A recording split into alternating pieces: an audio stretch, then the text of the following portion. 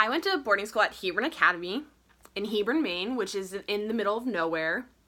It is a very rural area. You have to travel 30 minutes to go to the local store. It's ridiculous. Now, while I was there, I met my best friend, Coco Coupette. We did absolutely everything together. We went to the store, had class together, did all the same sports. It was great. We were attached at the hip. A thing to mention about Coco, though, she was as thin as this stick. Like, people thought that if they picked her up, she would break. It was ridiculous. Now, one night, we thought we would be cool, and we wore the same outfit. It was a black hoodie, Ugg boots, and shorts, which was our typical dinner outfit, except not the black hoodie. Now, the reason that matters is because of how dark it was outside. It was, it's late fall, you couldn't really see anything. Now, when you go to Sturtevant, which is where the dining hall is, you have to pass a 2-lane road, which is right here. And typically people will start slowing down way down the road. You typically see people doing about 15 to 20 miles per hour, and there's like a flashing light so that people know to stop and that there's, students crossing. Well, this particular night, I noticed that this old car wasn't slowing down.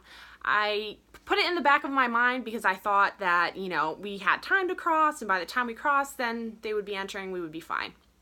So as Coco entered the crosswalk, I realized that this car was speeding up, and that there was nothing that we could do, that if I didn't do anything, Coco would get hit and probably sustain some pretty bad injuries. So I yelled out to Coco, I was like, Coco, get out of the way, and did not hear me. So in a split second, I decided to just push her out of the way, because I knew if I didn't, there's no way she would have survived. Pushed her out of the way, and then I got hit with the car going 45 miles per hour. I flew 5 feet, landed on the ground. I started laughing hysterically because I was in shock. Coco ran over to me and started yelling at me. She was like, "Why did you do that? Oh my God, are you okay?" She's like crying. And then all of a sudden she turns to the car that hit me and starts cursing at it in German. Meanwhile, a state trooper popped out of his car to make sure we were okay and to get my dorm mother and make sure the lady in the car stayed there. He got us, he put us back in his trooper so, he could find who he needed to find.